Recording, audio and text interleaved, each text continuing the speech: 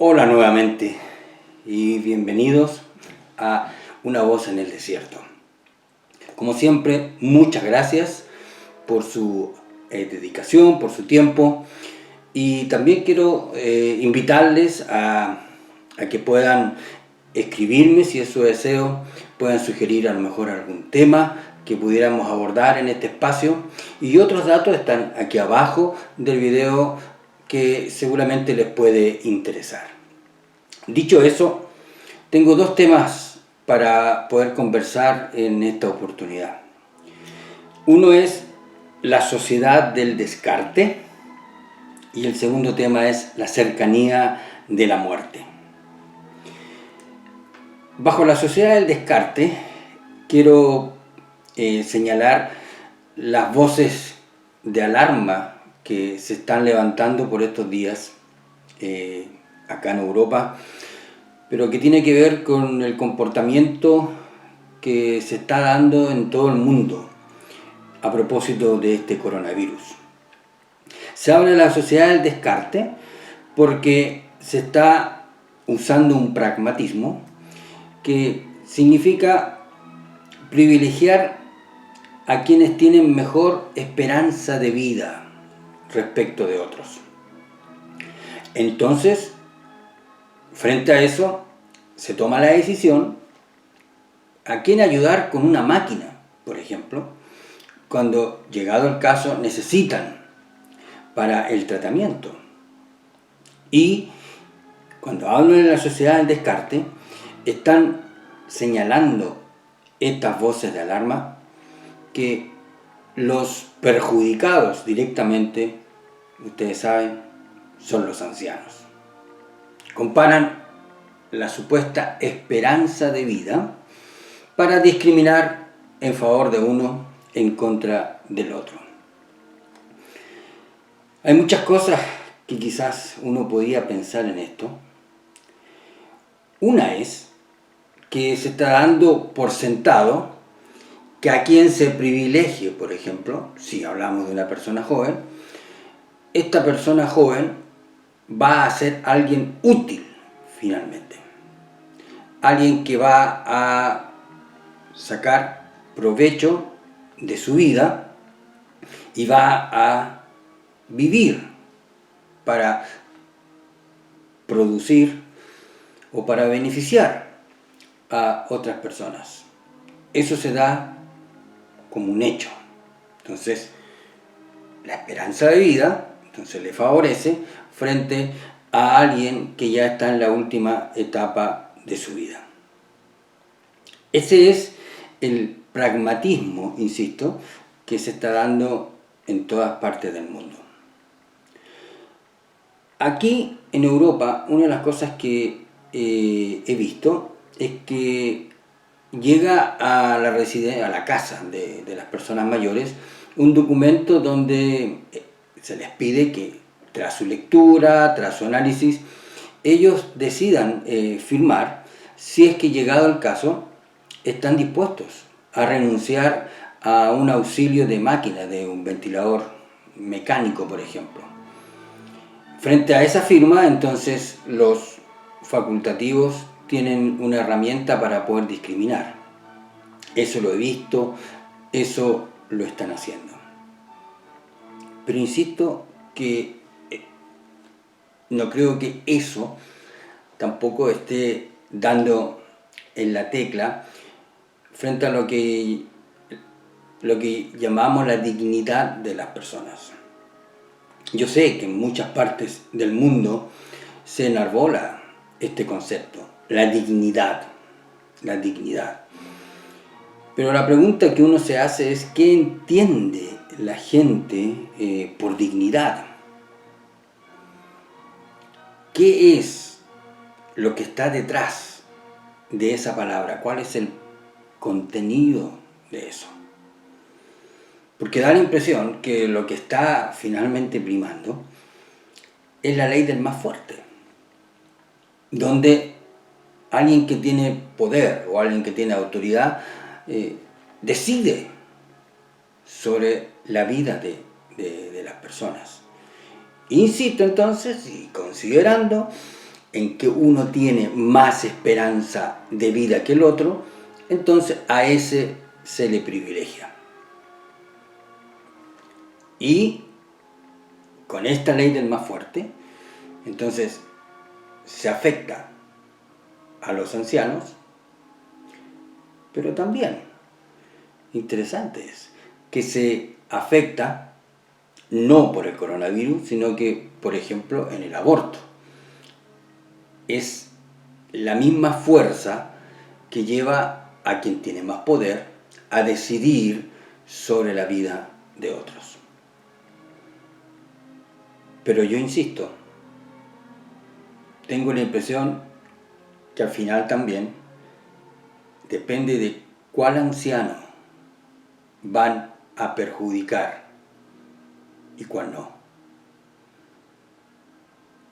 Y quienes piensan de que es correcto actuar de esta manera, lo hacen porque todavía no son ellos, los ancianos. No son ellos sobre los cuales se va a decidir. Salió una voz que dice que en todo el mundo se ha decidido perjudicar a los ancianos para salvar los hospitales. Cuando hablo finalmente de la dignidad, ¿qué se entiende por dignidad? ¿Qué vida es más digna que otra o son todas con el mismo valor? Para mí, un parámetro que me permite definir que todas las personas son dignas es el sacrificio de Cristo. Porque Él fue a la cruz y se entregó, dio su vida, no por unos, en desmedro de los otros. Él dio su vida para beneficio de todos, indistintamente, sin discriminación, sin selección. Y ese sacrificio me permite a mí entender que la vida por sí misma tiene su valor y es digna. El otro tema, la cercanía de la muerte. Una de las cosas que yo observé personalmente antes del coronavirus, cómo en general las sociedades se estaban inclinando a asumir la tendencia de alguna forma bajar el mensaje de la muerte, quitarle tal vez dramatismo. Porque, por ejemplo, siempre fue normal, y yo hablo de varios años, que cuando una persona fallecía, su ataúd permanecía abierto. Y así las personas podían acercarse y mirar a esa persona fallecida como una forma también de rendirle un homenaje al papá, la mamá, el amigo, el pariente. Pero desde un tiempo a esta parte se ha elegido mantener la urna cerrada y entonces poner una foto. Y la fotografía muestra a la persona que falleció, obviamente con un rostro muy distinto y en un momento diferente de la muerte. Son esos intentos como para bajarle el perfil, quitarle dramatismo. El tema es que el coronavirus ha puesto a la muerte en primera plana. Incluso hay diarios que en su portada han publicado la nómina de los fallecidos y son listas interminables. El coronavirus ha traído la muerte a la vida cotidiana al punto que todos los días podemos conocer cuántas personas han fallecido. Y los países publican el informe cotidiano. Ha sido citar, mejor dicho, este número, estas cifras. ¿Cuántos fallecidos hay? Entonces, la muerte se ha venido. La muerte se ha acercado a nuestro día a día. Y son muchos los que están aterrados con el tema de la muerte. Algunos pueden decir, incluso mayores, yo personalmente no le tengo miedo a la muerte, no sé cuánto será de verdad eso. Pero lloran cuando piensan en sus nietos, lloran cuando piensan en sus hijos, que se puedan enfermar, que les pueda alcanzar el virus. Todos los días la muerte aparece como tema. Lo escuchamos de distintas fuentes. Y los obituarios de los periódicos, desgraciadamente, se engrosan con la lista de los fallecidos. El tema de la muerte.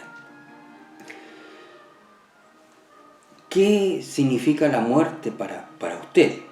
Estoy pensando en este momento. ¿Hay temor? ¿Hay un pánico de contraer la enfermedad? ¿Qué significa? Vuelvo al punto. ¿Qué significa la muerte? ¿Qué representa? ¿Qué mensaje trae sobre su propia realidad? Yo quiero referirme o conectarme con las palabras de Jesús a uno de los dos malhechores que murieron junto con él. Ustedes se acuerdan, lo pueden leer en el Evangelio. A uno le dijo, hoy estarás conmigo en el paraíso. Fue la respuesta al ruego de ese hombre. Acuérdate de mí, le dijo, cuando vengas en tu reino. Un hombre que ejerció fe.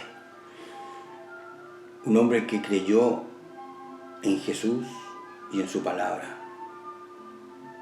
Ese hombre escuchó. Hoy estarás conmigo en el paraíso. No había temor, no había miedo, no había incertidumbre. Gracias por su tiempo. Gracias por estos minutos que ha dedicado a seguir este programa. Y nos veremos en una próxima oportunidad. Que tengan un buen día.